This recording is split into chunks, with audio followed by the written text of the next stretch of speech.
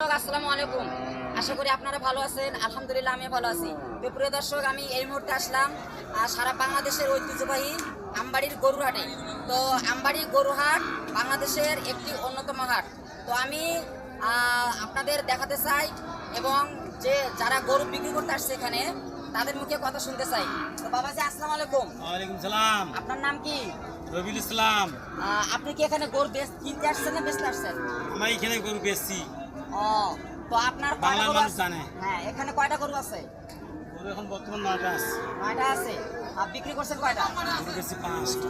তো মানে কত করে গরু বেচছেন? বলে বেচছি 105, 100 আচ্ছা। আর এলে আছে। প্রিয় দর্শক দেখুন, উনি গরু বেচছেন। আসলে বর্তমান আসলে গরুর বাজার ততটা ভালো নেই। ওনার সবগুলো বড় বড় গরু, ষাঁড় গরু, ফার্মের গরু। তো হ্যাঁ, তো উনি বলতেছেন যে বাজার অতটা ভালো নেই।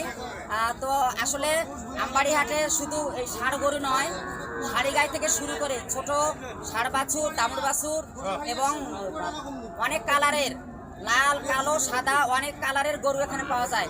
তো প্রিয় দর্শক, আমি আরেকবার শুনতে চাবো যে আসলে আজকে হ্যাঁ এই গরুগুলোর দাম কিরকম যাচ্ছে, মানে বলতেছে কিরকম দাম বলতেছে আজকে? বলতেছে 100 ভাঙবো। আমরা লাস্ট দাম চাইছি 95 এর পিস। ও আচ্ছা, তো আরেকবার একটু বলতে ভালো হয় দর্শকদের উদ্দেশ্যে। মানে গরু কিরকম দাম চাচ্ছে? চাষি 100 করে। চাচ্ছেন, ওরা কিরকম বলতেছে? ওরা বলেছে 80-85 করে। 80-85 করে। তো প্রিয় দর্শক, আপনারা ওনার মুখে শুনলেন।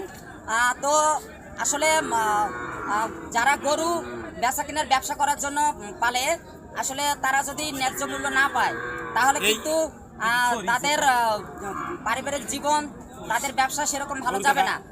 তো আসলে আপনারা যদি এই আমবাড়ি হাটে, ঐতিহ্যবাহী হাটে গরু কিনতে আসেন তাহলে আমাদের আমবাড়ি হাটে চলে আসবেন। তো আমার ভিডিও যদি ভালো লেগে থাকে আমার ফেসবুক পেজে ফলো করে দিবেন, পাশাপাশি লাইক, কমেন্ট, শেয়ার করে দিবেন আর আমার পাশে থাকবেন।